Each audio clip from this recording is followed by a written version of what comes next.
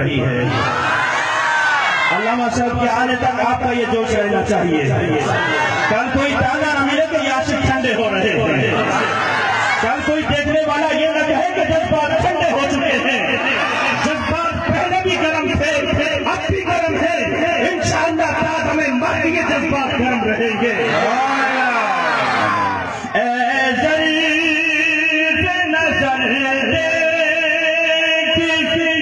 मगर अदब से नजर दे,